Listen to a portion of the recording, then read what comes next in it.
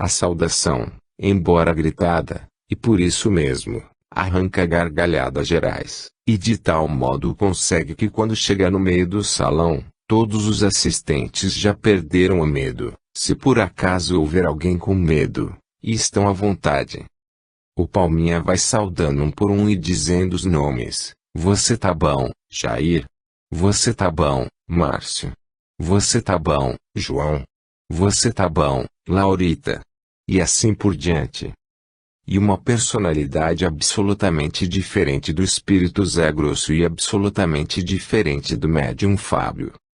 É fabulosamente espalhafatoso e gosta de brincar de agarrar os assistentes.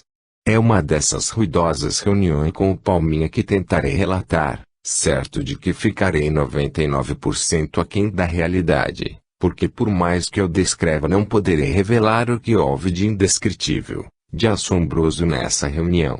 Os trabalhos foram abertos como de costume e diversas entidades haviam se materializado e já se haviam retirado. Zé Grosso viera até a assistência, conversara, brincar e responder às nossas indagações com a sua habitual sabedoria e humor. Essa reunião fora dedicada às crianças e havia no recinto umas 6 crianças, entre elas o Edgar e o Ed, filhos do Jair. Não era propriamente uma reunião para adultos. Aliás, isto também me parece fato novíssimo nos anais espiritistas brasileiros e mundiais. Reunião de materialização para as crianças. Os véus do outro mundo, as sombras terrificantes dos chamados mistérios caem diante dos meninos que entram em contato com as entidades do além, aprendendo assim que o sobrenatural é naturalismo e que tudo é simples, sem complicação alguma. A iniciação, que era permitida nos tempos antigos somente a determinados indivíduos que se submetiam às duras provas, no nosso tempo, cumprindo a promessa do Cristo, oferecida às próprias crianças, e então verificamos o quanto é verdadeiro a expressão do Mestre: deixai vir a mim as criancinhas que delas é o reino dos céus. Deixai vir a mim os que estão sem luz, que eu os iluminarei.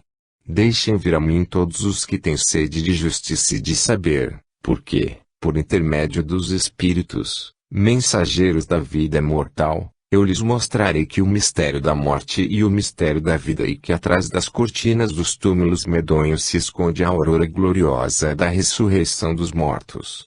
Era, pois, uma noite de alegria para todos. O receio, o terror, o medo, os arrepios assustadores não percorriam as espinhas de ninguém. Toda a assistência se mantinha calma, tranquila, rindo e brincando com os espíritos sem que nisso houvesse absolutamente ofensa ou desrespeito. Palminha entrou no recinto materializado, com a sua habitual saudação, alegre e ruidosa. Foi em direção ao Márcio e começou a brincar com ele. Não podemos dizer ao certo o que sucedia com o Márcio, mas ouvíamos a algazarra que os dois faziam, pois que estava escuro. O Palminha, no entanto, parece que beliscava o Márcio, puxava-lhe o cabelo e lutava com ele. Ora o Márcio caía no chão agarrado ao Palminha, ora dava gritos estridentes como se o Palminha lhe estivesse fazendo cócegas. Depois o Palminha se aproximou de mim e me deu um tapa forte na cabeça sem me machucar. Agarrou-me pela mão com energia e tentou arrastar-me para o meio da sala, o que não conseguiu porque eu me agarrei à cadeira com o fim de brincar com ele. Resistindo-lhe, como insistisse muito, levantei-me e fui com ele segurando-lhe no pulso com uma das mãos, enquanto ele com a outra mão segurava por sua vez o meu pulso livre. Pude sentir-lhe o físico e estatura e posso afirmar que era bem diferente do Fábio. Sua voz, especialmente, era absolutamente diversa. Brincamos, agarramo-nos, eu também lhe dei alguns tapas na cabeça. Finalmente, ele me conduziu no escuro e sem errar sentou-me exatamente no lugar em que eu estava e onde se encontrava minha cadeira, a poltrona vazia. Ao meu lado estava o Edgar, que devia ter uns 12 anos. O Palminha começou a brincar com Edgar. Em dado momento até, agarrou-o com ambas as mãos e elevou-o acima de sua cabeça, até quase o Edgar tocar o teto da sala. Verificamos isso pela gritaria que o Edgar fazia e porque o próprio Edgar gritava. Eu vou bater no teto, eu vou bater no teto. O Edgar ria e sentia cócegas. O Palminha conduziu pela sala, pintou com ele. O Edgar não se amedrontou e retribuiu a brincadeira, agarrando-o também com as mãos, etc. etc. Após isso, o Palminha resolveu brincar agora com brincadeira diferente. Agarrou minha poltrona, que era uma dessas de fibra fabricada nas neves, e arrastou comigo e tudo para o meio da sala. Depois, colocando-se atrás de mim, empurrou minha poltrona em diversas direções, de maneira que eu ia trombar nas pessoas que estavam sentadas na sala, espremendo-as nas paredes sem, contudo, magoá-las. Nessa hora, a algazarra era geral. E assim o Palminha fez sucessivamente. Eu saí da cadeira e ele colocou ora outro assistente, realizando com todos a mesma brincadeira. Em dado momento eu tive uma ideia e disse-lhe, Palminha, eu desejava fazer uma experiência com você. Será que você não poderia empurrar? Ele riu alto e aceitou, pode sim. Sentou-se na poltrona e eu comecei a empurrá-lo em todas as direções. Notei que pesava mais ou menos como um homem normal. Dirigi a poltrona em todas as direções reproduzindo o que ele fizera conosco. Mas aconteceu o inesperado. Como estava escuro, eu perdi a noção de posição dentro da sala. Não sabia mais onde estavam as portas, os móveis, etc. E foi nessa hora que o Palminha resolveu me fazer também um pedido. Ranieri, leve-me com cadeira e tudo para dentro da cabina. Eu não sabia mais onde ficava a passagem para a cabina. E a cabina consistia apenas numa cortina que dividia e separava uma sala grande ao meio. Era a sala de jantar e uma copa ligadas por arco. A copa era para os assistentes. Encaminhei a poltrona com o Palminha, sentado numa direção, e atingi os assistentes. Dirigi-me a outra, e tornei a atingir os assistentes, e assim sucessivamente. Já estava desanimado, quando o Palminha deu uma gargalhada e disse: Pode deixar que eu lhe mostre onde é o caminho. Dizendo isso, levantou-se da poltrona, tomou-a nas mãos e movimentou no ar, colocando-a com ruído no chão em determinada direção, diferente daquela em que estava. Depois, sentou-se e disse, empurre que o caminho é esse. De fato, eu empurrei a poltrona e fomos passando através da cortina, penetrando na cabina. Lá dentro estava o médium, gemendo baixinho. Chegando lá, o Palminha, rindo ainda, tomou-me pela mão e veio colocar-me em meu lugar de novo. Depois disso, muitos outros fenômenos notáveis se realizaram. Mas esse chega como um fato cheio de valor. E vamos, portanto, analisar o que há de interessante nele, segundo a nossa maneira de ver. Desejamos ser leais, sinceros, para com os homens, por isso, descrevemos a mais absoluta realidade. Esse fenômeno, esses trabalhos com o Palminha se deram em completa escuridão. Não havia sequer a lâmpada vermelha. Analisemos, contudo, as condições de veracidade do fenômeno. Primeiro, o Palminha realizou conosco brincadeiras de grande intimidade. Pegamos-lhe nas faces, nos cabelos, nos braços, nas pernas. Agarramo-lo enfim. Penso eu que mesmo no escuro, se fosse o médium fingindo de espírito nós o reconheceríamos. Posso afirmar no entanto que não era o rosto do Fábio, nem o seu cabelo ou os seus braços e mãos. As mãos principalmente eu as tive comigo muitas vezes. Se estivesse disfarçado nós teríamos arrancado os seus disfarces porque eu pelo menos agarrei muitas vezes os seus cabelos com violência e procurei arrancar-lhe o que encontrava da mesma maneira que ele estava me pegando. Nada todavia foi arrancado.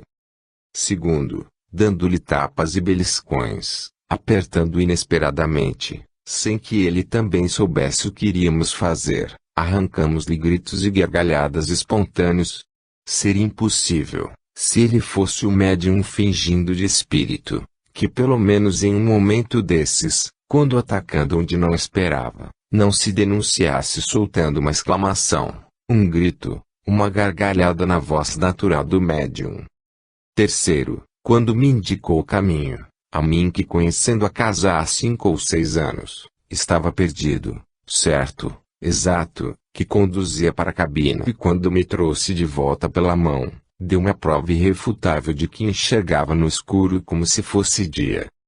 Esses são os argumentos que apresento. Outros mais atilados do que eu, aqui nesta mesma descrição, poderiam encontrar outros argumentos ainda.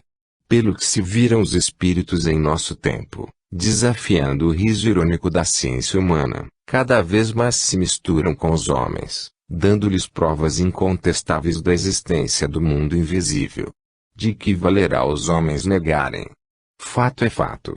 E esses fenômenos continuarão a realizar-se cada vez com mais intensidade. Futuramente se realizarão nas praças públicas e os espíritos falarão ao povo das tribunas armadas pelas ruas. Lembra-nos a visita íntima e estrepitosa do Palminha, a visita suave de Jesus aos discípulos, quando pediu e comeu peixe com eles. Os espíritos demonstram-nos assim que, materializados, poderão apresentar-se como se fossem homens de verdade. Quanta alegria não deve sentir a humanidade quando sucedem em nossa época fatos dessa natureza. No entanto, nós sabemos que a maioria das religiões que afirmam e pregam a imortalidade da alma como princípio de sua doutrina, essas mesmas religiões que deveriam receber de braços abertos, em triunfo, a nova da imortalidade, fecham-se em si mesmas ou combatem o espiritismo, temerosas talvez de perderem o governo material do mundo. Não investigam, não procuram compreender. Sufocam os seus adeptos nas garras da ignorância. Então, para que afirmam elas que a alma é imortal? Seria melhor que riscasse de suas páginas essa proposição, porquanto no momento em que a alma humana, voltando das galerias da morte, aparece em todo o esplendor para provar que o que essas religiões preconizam é a verdade, elas se limitam a rir e a combater. Isso também de nada valerá. Quanto mais tempo persistirem em negar, maior será sua derrocada. No dia em que a humanidade em massa aceitar os fenômenos mediúnicos como verdadeiros, até o que essas religiões tiverem de bom será recusado. Os homens compreenderão durante quanto tempo foram enganados por aqueles que, se dizendo representantes do Cristo, não têm sido mais que representantes de si mesmos, dos seus interesses inferiores e das suas paixões. Aí então haverá um ranger de dentes. Os negadores compreenderão também que durante milênios enganaram-se a si mesmos e que todo o ouro do mundo não bastará para compensar o seu sofrimento. Lembrar-se-ão de Jesus quando disse aquelas palavras de fogo, de que vale um homem ganhar o mundo inteiro e perder a sua alma. 17. Aparelhos semelhantes aos do André Luiz. A observação comparativa do que se tem realizado com estes dois médiuns, Fábio e Peixotinho, deve naturalmente nos fazer pensar muito, antes de negar os fenômenos, se realmente estamos em busca da verdade. Não se deve esquecer de que até o momento em que assisti às reuniões com o Fábio, este médium não assistira a nenhuma reunião de materialização com o Peixotinho. Portanto, por mais que ele tivesse ouvido falar nos trabalhos realizados pelo Peixotinho, seria humanamente impossível reproduzir os mesmos aparelhos com semelhança profunda, além dos já referidos espíritos iguais. E no entanto é o que tem sucedido nas reuniões do médium Fábio, ou seja do grupo Irmã Sheila. Os espíritos aparecem conduzindo aparelhos às vezes iguais aos do André Luiz e outras vezes, aparelhos semelhantes. Desse modo, tive oportunidade de ver no grupo Sheila os espíritos materializados levando os aparelhos de luz verde, aos quais atribuem o poder da radioatividade. Vi também aparelhos de luz vermelha semelhantes aos do André Luiz. Aplicam os mesmos aparelhos para as mesmas doenças, tudo exatamente como fazem os espíritos no André Luiz e tomam as mesmas precauções. Numa das últimas reuniões, tive a surpresa de ver os letreiros luminosos. Os espíritos do grupo Sheila já começaram a apresentar os primeiros letreiros, absolutamente iguais aos apresentados no Rio de Janeiro. Pode alguém imitar o outrem, se não fosse realmente verdade, com tal perfeição? E imitar sem jamais ter visto, sem jamais ter assistido? Pela natureza dos fenômenos, posso afirmar que não. Não é possível imitar nessas condições. A verdade salta aos olhos como única solução. Estamos diante do mesmo grupo de espíritos, realizando, noutro local, os mesmos trabalhos, com a mesma técnica de organização dos serviços e mesma orientação. São breves observações que fazemos, para que se grave no espírito do leitor a certeza de que não estávamos cegos ou alucinados, mas olhando, vendo, enxergando, observando, experimentando e comparando. Este livro poderia ser um livro cheio de documentação, para convencer os incrédulos, mas não o quisemos realizar assim por dois motivos. Primeiro, porque sabemos que há um companheiro nosso, do André Luiz, que há muito tempo está reunindo material para a confecção de uma obra absolutamente documentada. Não pretendemos tomar-lhe a frente. Quando chegamos para assistir às primeiras reuniões, ele já estava lá há muito tempo. Apesar de que podemos esclarecer que a referida pessoa não assistiu às reuniões a que assistimos na totalidade, mas assistiu a uma ou outra. Anteriormente já havia assistido a reuniões importantíssimas.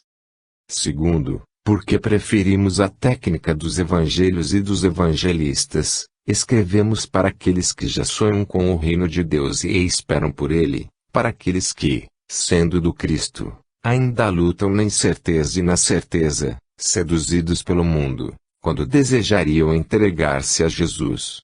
Para esses, cristãos indecisos, é que relatamos estes fatos. Os outros, naturalmente, terão que aguardar a ação benéfica do tempo, que amadurece o espírito para as coisas divinas. Não se lapida um diamante com conversas, mas sim com esmeril. Sem ser bastante esmerilhado pela dor, pelo sofrimento moral, pelo tempo que não cessa de modificar nossas atitudes mentais, não poderá compreender a vida imortal. De nada adianta mostrar fatos a quem não pode crer porque ainda não evoluiu bastante para compreendê-los. O reino de Deus é como um grão de mostarda. Só os que já viveram bastante no campo do espírito podem entender bem as palavras de Jesus. Na estrada de Emaús os próprios discípulos não reconheceram o Mestre que convivera com eles tanto tempo. A ressurreição do Cristo ainda é motivo de contendas discussões acaloradas. O Mestre, no entanto, espera paciente a ação inflexível do tempo. Espera 2000 anos. Nós, satisfeitos com o que temos recebido, transmitimos aos outros o que vimos e esperaremos também o tempo que não cessa. 18. Os pingos de luz. No Evangelho de Cristo, a luz é a primeira qualidade. Jesus refere-se aos filhos da luz e se diz a luz do mundo. As trevas que ensombram o mundo vão diluir-se lentamente à passagem de seus raios luminosos. No Tabor, os discípulos encontraram o Mestre transfigurado e envolto em claridades divinas. Na estrada de Damasco, um clarão celeste cega os olhos de Saulo. Em forma luminosa desce um espírito à prisão e salva Pedro. As mulheres, ao visitarem o túmulo do Senhor, encontraram dois varões de vestes resplandecentes e na última hora do Calvário, um raio rasga o véu do templo de Jerusalém. O reino de Deus é, pois, o reino da luz. De lá vem a claridade que traz a serenidade e a paz. A luz encerra força e poder, energia e libertação. Os homens costumam buscar a liberdade, mas os verdadeiros servos de Cristo procuram alguma coisa a mais, procuram a luz. Assim, tanto é feliz o escravo como o homem livre, porque só é verdadeiramente livre quem está iluminado pelas claridades de uma nova vida interior.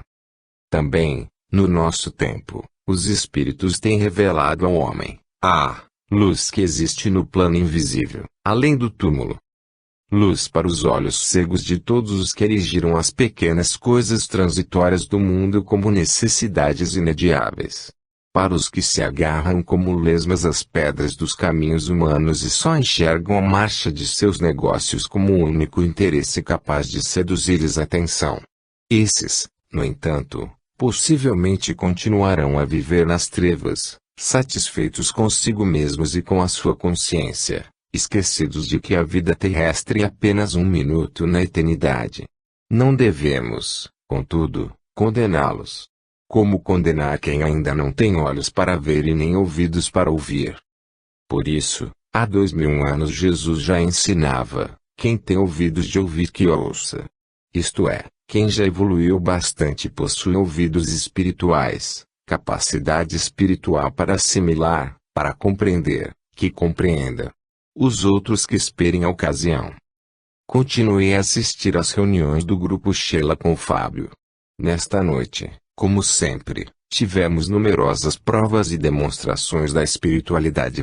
Era porém dia dedicado quase que exclusivamente ao serviço de cura e nesse dia os espíritos geralmente conversam pouco, não fazem pregações como que evitando muito rumor. Pedem em geral que os assistentes se alternem fazendo comentários evangélicos, ou orando mesmo tendo um pensamento de amor para os que sofrem. Digna de relatar-se é a prova que os assistentes às vezes têm de dar de desprendimento e sacrifício pessoais. É natural que todos os presentes à reunião tenham o desejo de permanecer até o fim no recinto, convivendo com os espíritos, vendo-os, admirando-os. Acontece, porém, que o grupo tem uma finalidade mais alta, que é de aliviar os sofredores da carne. E comum ter-se algum doente mais grave presente aos trabalhos para receber diretamente as aplicações dos aparelhos de radioatividade. Há, todavia, maior quantidade de doentes que não podem ou não devem vir ao ambiente das reuniões, por razões várias, não estão em condições emocionais, ou mesmo psíquicas, ou não há necessidade de virem às reuniões porque a doença não é tão grave.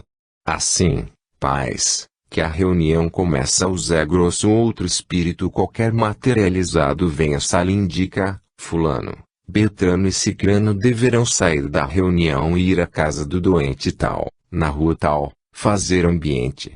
Isto quer dizer, as pessoas indicadas vão durante o horário em que decorrem os trabalhos espirituais se concentrarem junto a um determinado doente, em sua casa, orar e fazer comentários evangélicos, preparando desse modo um ambiente que permita a aproximação dos espíritos que virão do grupo Sheila, conduzindo fluidos dos presentes ou aparelhos para a cura. Tem-se dado casos em que os espíritos se materializam na casa do doente com surpresa de todos, mas esse é caso mais raro. Como o médium Peixotinho dizem que se deram casos dessa natureza, eu não assisti a eles. Os assistentes não discutem e obedecem às ordens. Renunciam assim ao prazer de ver espíritos para realizar o verdadeiro trabalho cristão, que é o de amparar os que sofrem e esclarecer os que não compreendem. Trabalho árduo e que exige certa dose de coragem moral, visto que muitas vezes o doente que recorre ao grupo é de outra religião, assim como todos os seus, não toleram o espiritismo, mas recorrem a ele em último recurso, após verem esgotadas todas as esperanças nos médicos do mundo. Penetra-se em ambiente agreste, em que muitas vezes há sorrateiros fechar de portas e olhares furtivos pelas frinchas. Mas o verbo humilde do cristianismo redivivo eleva-se no silêncio da noite como a voz dos irmãos que surgem para aliviar o irmão, dos amigos que aparecem para pedir para um amigo. A fraternidade estabelece-se de qualquer forma e tanto penetra no palácio dos potentados como nas choupanas humildes dos pobres. Nessa noite me fora reservado assistir um acontecimento simples, mas surpreendente. Após atender aos doentes presentes, o espírito de José Pegleber aproximou-se da fila onde eu estava. O leitor que me perdoe essas referências a mim mesmo quando descrevo as reuniões, e só me refiro a isso porque estou descrevendo fenômenos que vi, é para que o leitor saiba que tudo se passou sob os meus olhos. Naturalmente, já naquele tempo sabiam os espíritos que eu tinha a responsabilidade de contar aqueles fatos para o público. Aproximou-se, pois, Giuseppe Gleber de mim, numa das mãos trazia um copo de água cristalina e na outra um pequeno aparelho luminoso que lhe iluminava a figura de espírito na região do peito e iluminava o copo. Disse ele, vamos preparar um remédio para o doente tal. Dizendo isso, ele levou o aparelho luminoso a uma altura de um palmo mais ou menos acima da boca do copo e daí a instantes nós vimos, como de um conta-gotas, cair um pingo de luz. O pingo descreveu, luminoso, a pequena trajetória e caiu no fundo do copo. Houve então uma espécie de pequena explosão dentro da água, efervescendo e subindo no copo ao mesmo tempo que se tornava totalmente rosa. O espírito tomou outro copo de água e com o mesmo aparelho repetiu a operação e desta vez, do mesmo aparelho, saltou um pingo luminoso de luz azul. Outro copo, e do mesmo aparelho saltou um pingo de luz verde. Diga-se que cada copo de água era para um doente diferente, com enfermidade diferente. Em todos os casos houve a surpreendente explosão de colorido fosforescente. E o espírito repetiu isso numerosas vezes. Esses remédios assim produzidos eram colocados em garrafinhas e enviados aos doentes e todos eles melhoravam com o uso desses medicamentos. Vi muitos desses vidros e posso afirmar que a cor que a água recebia permanecia para sempre. Expôs uma das formas pelas quais os espíritos vêm preparar remédios na crosta da terra e isso nos suscita um mundo novo de considerações. Ficamos a pensar o que não será a medicina do futuro e ficamos a pensar qual será o valor da ciência humana quando se encontrar em face desse universo de ciência divina. Não terá, é certo, um valor absolutamente nulo, porque há muitas aquisições nobres e verdadeiras na ciência da Terra, mas será infinitamente pequena e sem importância diante dos métodos renovadores. E meditamos ainda no quanto adiantaria a medicina se os médicos orassem como bem exclamou André Luiz, se os médicos procurassem compreender a espiritualidade e buscassem colocar-se sinceramente, humildemente, em contato com as forças que existem do lado de lá. A ciência dos sabidos será confundida, essa foi a afirmativa do mestre. Ele não disse que a ciência dos sábios poderá ser confundida. Ele disse seguramente, será confundida. Para mim, em vista do que presenciei, não tenho dúvida alguma, será mesmo confundida. Os sábios cairão das nuvens de seus métodos complicados ou como se diz na linguagem comum do nosso tempo, perderão o rumo. Mas, perguntará o leitor, e se existe tudo isso, por que os espíritos não entregam imediatamente esse tesouro a toda a humanidade? Em vez de se limitarem a mostrá-los a alguns privilegiados, é justo isso. A humanidade ainda não está em condições de receber de modo total essas revelações, mas o tempo se aproxima em passos de gigante. É preciso esperar, mas depois da espera não ficará pedra sobre pedra, o que o Pai não plantou será arrancado. O que existe na espiritualidade pelo que pudemos observar é quase inacreditável e pode ser trazido à Terra, mas tudo isso depende do progresso espiritual do homem. Deus não entrega sem mais nem menos armas a crianças mentais, aparelhos de forças poderosas e, se capazes de trazer felicidade e saúde ao mundo, também capazes de destruir pela natureza mesma das forças que emitem. Não pode entregá-los a homens que ainda erigem a destruição e a guerra como única fórmula de resolver os seus conflitos, que não têm vergonha de destruir cidades indefesas, trucidando crianças, mulheres e velhos. Homens que massacram os pregadores das verdades eternas e derribam os templos da arte e da beleza. Seres que infelizmente convivem, neste mesmo século XX, nas regiões mais escuras da mente viciada pelas paixões e pelos instintos bestiais. Não. Só alguns, só uma minoria, só os de boa vontade, só os que já desejam ser bons, podem entrar em contato com as legiões do bem que enchem o mundo com as primeiras vozes gloriosas de uma nova era e de uma nova vida, no alvorecer de uma nova humanidade e de uma nova civilização. 19. A dança de Maria Alice. A convivência que tivemos com os espíritos materializados no André Luiz e no grupo Sheila era tão íntima e tão constante que eles se tornavam para nós como que verdadeiros seres humanos. Nós os tínhamos seguidamente em contato conosco, pedíamos-lhes conselhos, fazíamos-lhes perguntas acerca de tudo e de todos como se conversássemos com homens da terra. A naturalidade de que davam mostra tornava-nos principalmente seres identificados conosco. Às vezes realizavam coisas absolutamente iguais às que praticamos aqui no mundo, com a mesma facilidade e desenvoltura. Já contamos que no André Luiz havia um exímio artista japonês que produzia retratos notáveis em aquarelas e que no grupo Sheila existia outro que desenhava com perfeição. Esses eram trabalhos que demonstravam não somente a capacidade artística dos espíritos, mas demonstravam ainda que no nosso plano mesmo eles poderiam vir se igualar conosco. Não estávamos, portanto, em contato com seres diabólicos, com demônios, usando a expressão da igreja, mas com seres tão humanos quanto nós. Toda sua orientação era para o bem e se era o diabo, podemos usar as palavras de Cristo. Satanás estava lutando contra si mesmo, o seu reino seria dividido e em breve ele estaria vencido. Isso porque os conselhos que nos davam eram sempre da mais pura e elevada moral evangélica. Eu sou de uma tradicional família católica, habituada a frequentar a igreja desde as horas crepusculares da manhã e posso afirmar que dentro da igreja não há mais moral do que dentro dos centros espíritas bem organizados. A moral espírita é a verdadeira moral de Cristo, exatamente como está no Evangelho. O intercâmbio dos espíritos com os homens é portanto o maior acontecimento de todos os séculos, maior que a descoberta do avião, do radar, da bomba atômica, da bomba de hidrogênio e de tudo que se possa ter descoberto ou que se venha a descobrir no futuro. Abriram-se de par em par as portas de dois mundos. As legiões de Cristo atravessam essas portas vindas das regiões da vida eterna.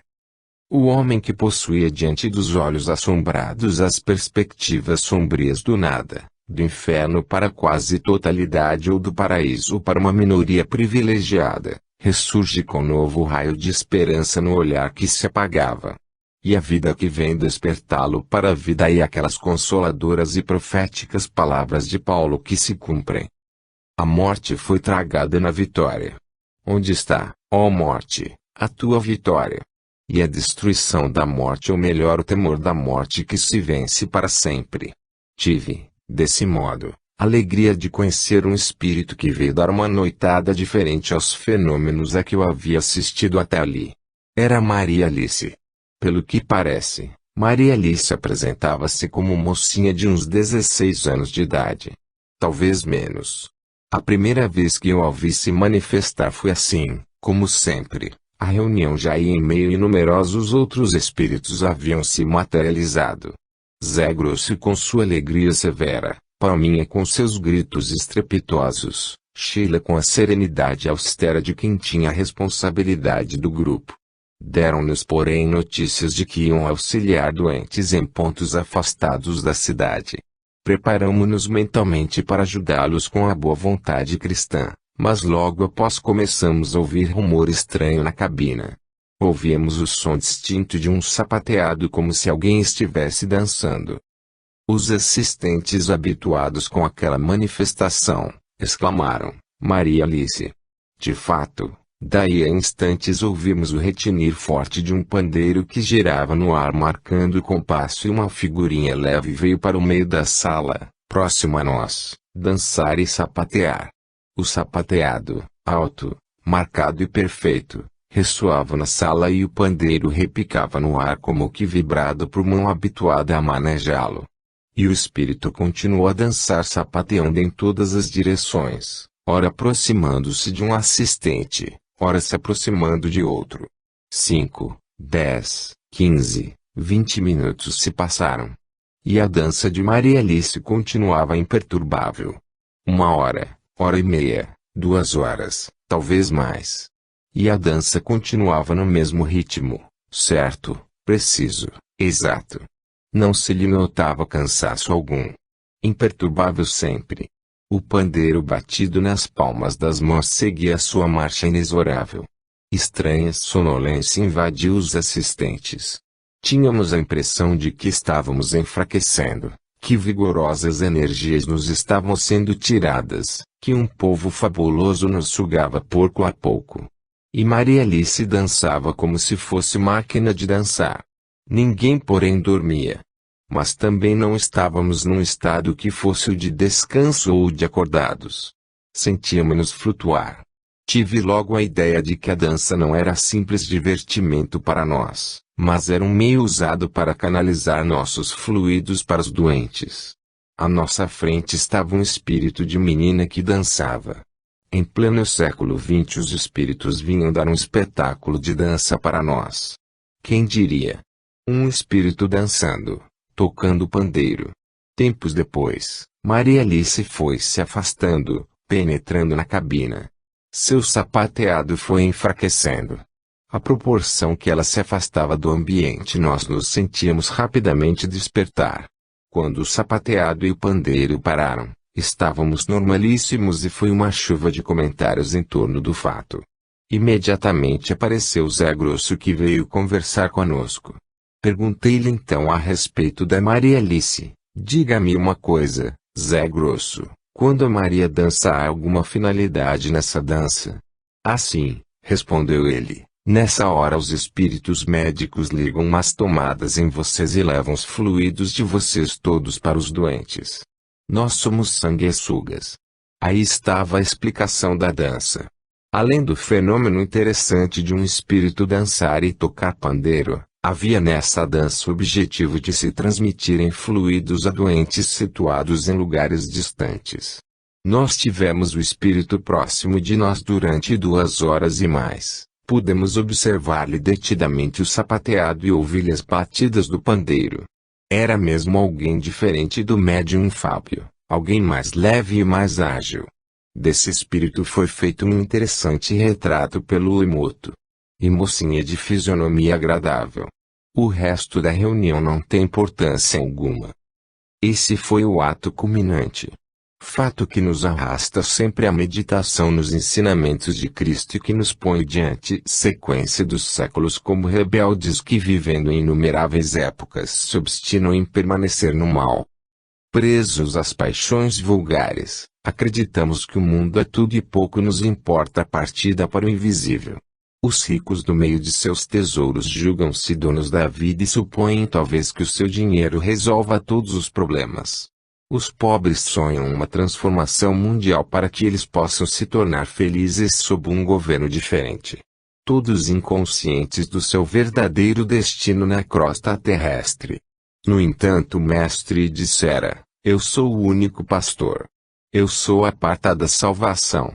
Ninguém vai ao Pai a não ser por 1999. Ninguém se libertará dos sofrimentos, isto quis ele esclarecer, se não aceitar o que eu ensino e se não viver o que nesses ensinamentos existe. Ou o homem se interessa pela sua própria destinação após a morte ou terá que aceitar novas disposições drásticas que virão dar à Terra em futuro não muito remoto uma nova direção. Ou evoluímos, ou progredimos, ou modificamos o nosso íntimo ou seremos atirados nas trevas exteriores. Ora, para quem já vive em trevas interiores ser atirado em trevas exteriores é ser colocado em lugar pior do que aquele em que está. O mundo tem atingido o auge do desespero e da dissolução moral, mas isso não é o fim, como predisse Jesus, mas o começo das dores. Que cada um procure ouvir a voz daqueles que desde o começo do mundo vêm orientando a humanidade para o mais alto. Homens como Sócrates, respeitados por toda a humanidade, diziam humildemente que tinham um espírito familiar para orientá-los. Hipócrates, a mesma coisa, e dentro da própria Igreja de Roma todos os seus santos nos deram provas de que foram médiuns, que viram e ouviram espíritos ou se quiserem anjos. Joana d'Arc conversava com as vozes. Já é tempo de que o pensamento infantil criado no mundo pela Igreja Católica desapareça para que o homem se emancipe e se torne capaz de procurar a verdade onde ela estiver. Não condenamos a igreja nem temos nada com ela. Cada um assuma diante da sua consciência e diante do Criador a responsabilidade de seus atos, mas em nome do espírito humano, em prol dessa humanidade que sofre nas angústias da dúvida cruel e desoladora, é tempo de dizer: Igreja, cala tua boca, que não se canse de negar a comunicação dos espíritos iluminados, mensageiros de Cristo, com o homem, verme da terra, mas herdeiro de Cristo. Cala tua boca, porque não estás falando a verdade, estás concorrendo para que os teus próprios filhos permaneçam na ignorância e no temor. Emerge de ti mesma, renova-te, aceita a verdade e incorpora-te à grande legião dos simples e dos humildes, distribui as tuas riquezas materiais, torna-te digna de Cristo, se querem viver mais alguns séculos. 20. Dois espíritos ao mesmo tempo, Zé Grosso e Palminha. Dificilmente deixam os maiores médiuns de ser acusados injustamente de mistificadores e exploradores da credulidade pública por indivíduos que se dizem não satisfeitos com os resultados de experiências que fizeram. Esses são as mais das vezes padres que acreditam, negando, estar defendendo a religião católica, e médicos que não podem aceitar a ideia de espíritos que venham do outro mundo fazer-lhes concorrência. São, pois, os dois maiores adversários da mediunidade, os padres e os médicos. De um modo geral, porque há padres que acreditam nos fenômenos espíritas e médicos que pertencem às fileiras do espiritismo. Daí o exigirem que as materializações se revestissem de condições tais que não deixam dúvida. Portanto, numa reunião de pessoas idôneas, honestas, responsáveis, não se poderá vir a duvidar do médium. O médium, todavia, constitui uma só pessoa. Julgamos então que em sessão de materialização em que se materializam duas ou mais entidades ao mesmo tempo, a possibilidade de tapeação fica reduzida ao mínimo. Como vimos, quando tratamos das manifestações com o Peixotinho, em certa ocasião, o espírito Zé Grosso apareceu materializado conduzindo o espírito de Heleninha em forma de criança, minha filha na terra, pela mão. Agora vamos descrever em traços rápidos outro trabalho semelhante, porém no grupo Chile com o médium Fábio. À noite, em admirável movimentação mediúnica, trabalhos diversos haviam sido realizados, aplicações de radioatividade feitas nos doentes. Nessa noite tivemos outro tipo de aplicação de radioatividade. Não traziam os espíritos aparelho propriamente, mas uma espécie de pedaço de algodão luminoso, verde claro. Aproximando-se do doente, com um gesto rápido das mãos, distendiam o algodão de modo que ele se tornava uma faixa luminosa, brilhando no ar. Semelhava a essas faixas de pano de envolver recém-nascidos. Com elas faziam aplicações radioativas na cabeça, barriga, peito, etc. dos doentes.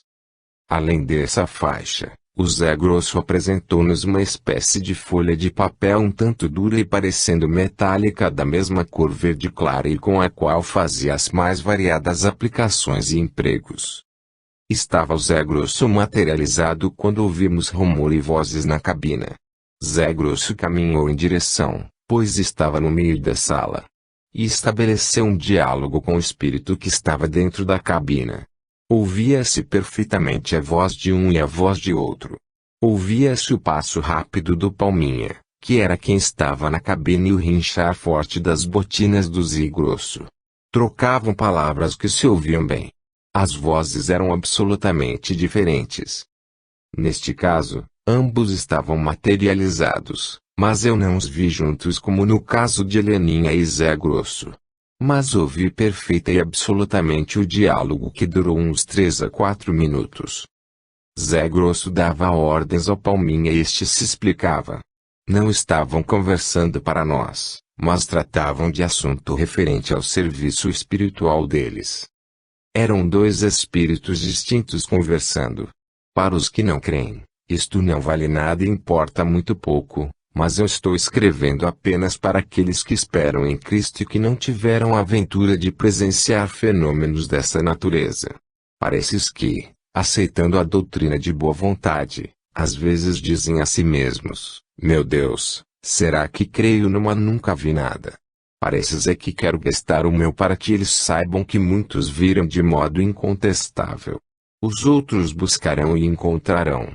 Se, porém, preferem a dúvida, o que vamos fazer? Morrerão em suas dúvidas. Penso que deve haver um limite para as dúvidas humanas. Numa delegacia de polícia estamos acostumados a distinguir facilmente o testemunho falso do verdadeiro, a declaração exata da inexata.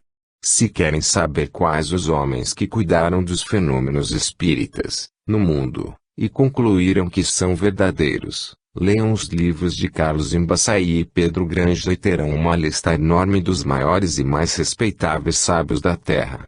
Não cito aqui porque seria repetir o que esses autores já disseram. Relato o que vi. Se quiserem acreditar, melhor, e se não quiserem, lamento a obstinação. Ninguém, contudo, está proibido de investigar e verificar por si mesmo os fenômenos espíritas. Aliás, é o que haveria de mais desejável. Que cada um procurasse por si mesmo.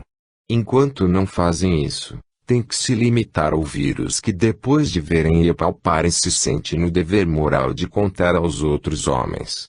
Os Tomé não desaparecerão da face da terra tão depressa, nem por isso Jesus os desprezará.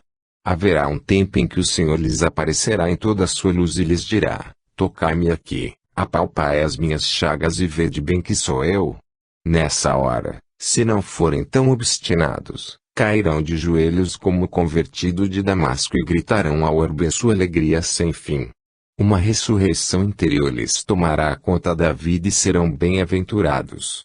Para todos será o momento de despertar. E o amanhecer da mente que começa a sentir as primeiras necessidades espirituais. Busca os ralos do sol, procura as gotas da chuva. Quer ar. Sente ânsia de libertação. Esse é o instante do encontro com o Mestre. Não há outro. Desejar convencer os que ainda estão presos às ilusões do mundo, é querer arrancar o brinquedo das mãos da criancinha inconsciente e entregar-lhe um livro. Cada idade tem as suas exigências. Respeitemos a idade mental de cada um, embora semeando e espargindo aos quatro ventos a nossa luz, os nossos tesouros que são na verdade os tesouros de Cristo. Esperemos que aprendam a caminhar. Se não podem ingerir alimentos fortes, demos leite como aconselhou sabiamente Paulo. Toda violência à consciência alheia é uma violência às leis universais. Respeitar a maneira de pensar dos outros é pôr-se em harmonia com o Criador que nos espera sempre. Terceira parte. Dezembro de 1950. Fenômenos de materialização realizados através da mediunidade do Peixotinho e do Fábio. 21. Novamente com o Peixotinho. Em dezembro de 1950, dia 7 de dezembro, estando em goza de férias regulamentares de minhas funções e encontrando-me no Rio de Janeiro, tive oportunidade de mais uma vez assistir à reunião com o Peixotinho. Na realidade, nós não o esperávamos. Peixotinho estava em Macaé. Fomos à reunião costumeira de tratamento do André Luiz. 20 a 25 pessoas. Este livro já estava escrito até o capítulo 20. Acreditávamos que nada mais nos restaria a dizer e apenas desejávamos acrescentar algumas outras observações que consideramos interessantes, feitas no setor da mediunidade, com outros médiuns. Um pequeno complemento com o fim único de que essas observações não se perdessem. E isso pretendemos fazer. Não tem por certo o valor dos capítulos anteriores, o que será relatado no capítulo 23 e seguintes, mas nem por isso deixam de ter certa importância. São fenômenos de outra natureza, de modalidade diferente. Alguns de natureza mais intelectual. Repentinamente, porém, surgiram duas reuniões que nos forneceram um material interessante para 2 breves capítulos. Tem além disso o sabor da atualidade e vem confirmar as observações precedentes já feitas há mais longo tempo. Sentindo, desse modo, A responsabilidade de quem escreve para os que não viram ou experimentaram. Mentalmente desejamos que o Peixotinho estivesse presente à reunião da noite. Desejávamos pedir aos espíritos materializados a sua opinião a respeito do livro e a sua autorização para publicá-lo, pois não é nosso desejo levar, com a publicidade, a perturbação aos trabalhos de tratamento do grupo André Luiz ou o grupo Sheila. Todos em seus lugares, e a iniciar-se a reunião, quando surge pela porta o Peixotinho, chegando de viagem, de Macaé. Viera de ônibus. O nosso desejo se realizara. Enchemos-nos de alegria íntima e nos preparamos, após os cumprimentos, para conversar com o Zé Grosso, materializado, através da mediunidade do Peixotinho. O médium foi para a cabina e logo após começaram a penetrar no salão as entidades materializadas, luminosas, para tratarem dos doentes. Nessa noite havia 6 ou 7 doentes graves. Os espíritos por isso se limitavam a vir até as camas, trazendo aparelhos de vários feitos e cores, fazendo aplicações diversas. As horas passavam e estávamos resignados, compreendendo cristãmente que diante de tantos doentes, necessitados do alívio aos males físicos, não tínhamos o direito sequer de pensar em falar com os espíritos, desviando-os das suas obrigações ou mesmo esperar que qualquer fato fora do comum sucedesse para que pudéssemos revelar aos nossos leitores e amigos. Aguardamos, cooperando mentalmente com a boa vontade. A reunião avizinhava-se do fim, quando o Zé Grosso nos dirigiu a palavra. Pode falar, Ranieri. Pode falar, eu. Balbuciei meio afobado, pois já não estava pensando em falar com eles. Você sim, pode dizer o que deseja. Eu não havia dito nada ao Peixotinho. Ele chegara repentinamente, de improviso. Assim, expliquei, meio acanhado, Zé. Lá na Prata, nas horas de folga, rabisquei um livrinho sobre as materializações e desejava saber se vocês aprovam ou não a sua publicação. Se considerarem que não convém, ficará encostado para daqui a 10 ou 20 anos. Quando for oportuno. Nós sabemos, Ranieri. Mas eu não tenho autoridade para resolver. Vou conversar com os maiores e eles dirão. Zé Grosso sumiu e tempo depois apareceu dizendo, pode publicar. Não há inconvenientes. Apenas pedimos que evite a propaganda em torno dos médiums e do autor do livro. Bem, Zé Grosso, respondi-lhe, farei o possível para ficar bem escondidinho, de modo que apareça o menos possível. Mas quanto aos médiums, é impossível não falar neles. Não há jeito. Tanto vocês quanto eles têm que aparecer e muito. Zé Grosso, ouvindo isso, deu uma grande gargalhada. Pode publicar, nós vamos ajudar a publicação. Você pôr o meu retrato no livro. Vou sim. Já está pronto. Vai estragar o livro. Zé Grosso desapareceu e daí a instantes surgiu a Sheila, com sua voz de sotaque alemão. Falou-nos suavemente e confirmou a autorização dada pelo Zé Grosso. Estava iluminada e viam-se-lhe as tranças negras caídas que sobre os ombros. Depois de uma demorada conversa evangélica depositou em minha mão uma flor branca, branquíssima, que brilhava na escuridão como um floco de neve. Depositou-a e disse, e um presente de Nina. Estava condensada em nosso lar. Nas mãos de um companheiro nosso, que viera com o Peixotinho de Macaé, Didi, colocou outra flor. Eu estranhei a brancura da flor. Tão branca que brilhava na escuridão. Pensava eu, como pode uma flor por mais branca que seja brilhar assim dessa forma? Deve ser realmente muito branca. Segurei-a durante longos minutos em minha mão.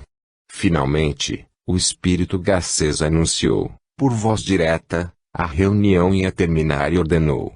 Os assistentes cantem um hino enquanto o irmão Ranieri vem despertar o médium com passes. Tudo estava escuro. Encaminhei-me tropeçando na escuridão, embora eu estivesse sentado a 1,5 metros de distância da cabina. Chegando à entrada da cabina, Vi sobre a cama em que estava o Peixotinho um globo de luz vermelha do tamanho de uma laranja. Estava a uma altura de 80 centímetros mais ou menos do corpo do Peixotinho. A luz, incidindo sobre ele, iluminava-o frouxamente. Eu via deitado e notava-lhe o pijama. Aproximei-me. O globo de luz girava no ar e fazia evoluções lentas. Pensei comigo, os espíritos querem me dar uma prova irrefutável. Uma voz íntima me dizia, faz as experiências que quiseres. Aproximei-me do médium e comecei a dar-lhe passes. A luz vermelha, flutuante, iniciou um giro em torno de mim. Passava em volta de minha cabeça, em frente aos meus olhos, enquanto eu dava passes. Procurei então dar passes passando minhas mãos ao longo dos braços do Peixotinho, correndo-as até as suas mãos. Assim eu tinha prova se era realmente uma luz independente ou se era o médium que deitado segurava alguma lâmpada fingindo de espírito.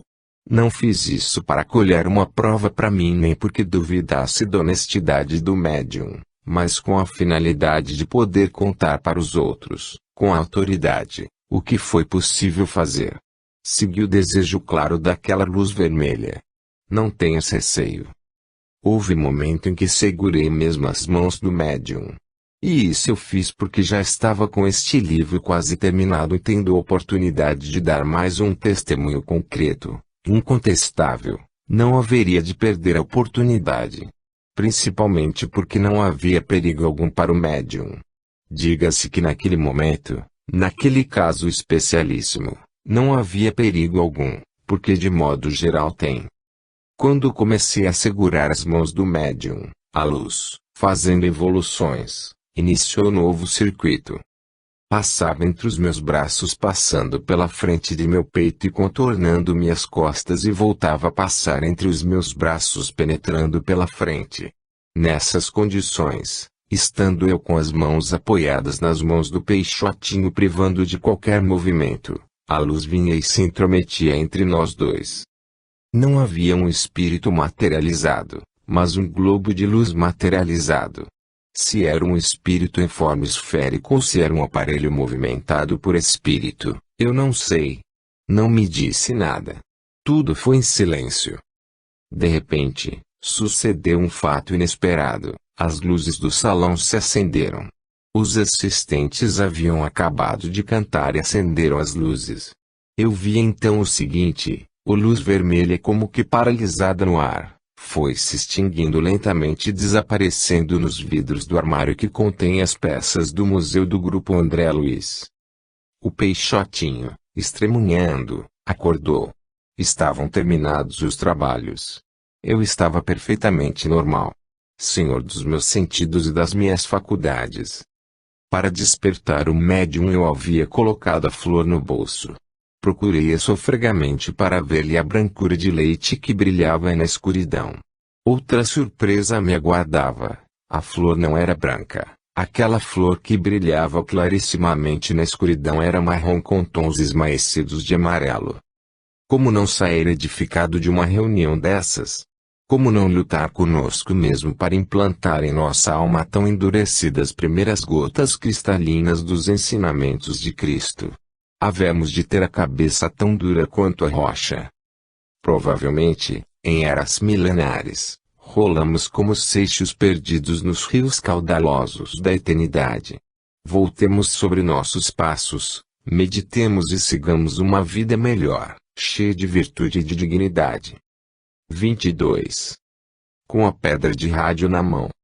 Depois de uma breve permanência no Rio, segui para Belo Horizonte onde esperava rever velhos amigos e resolver alguns negócios. Comigo viajaram dois amigos do Rio, o Inácio, que os leitores já conhecem, e o Galeno, diretor de trabalhos espirituais do André Luiz, habituado há longos anos a lidar com espíritos e espíritas. Dona Rosa, esposa do Inácio, também nos acompanhara. Iam eles com destino a Pedro Leopoldo e como é natural com o desejo de encontrar Chico Xavier. Em Belo Horizonte, ficamos sabendo que o grupo Sheila estava praticamente dissolvido. Invigilância e intolerância foram os elementos causadores da confusão. O Fábio, quase que sem trabalhar espiritualmente, realizando reuniões esparsas aqui e ali. Todos esquecidos de que o grupo Sheila é a célula máter que gerou o Hospital Espírita André Luiz, organização na qual os espíritos materializados põem grandes esperanças. A vaidade e o orgulho, se são defeitos graves nos indivíduos comuns, nos espíritas tornam-se um verdadeiro perigo. É chaga cancerosa que devora pouco a pouco os organismos mais resistentes e ataca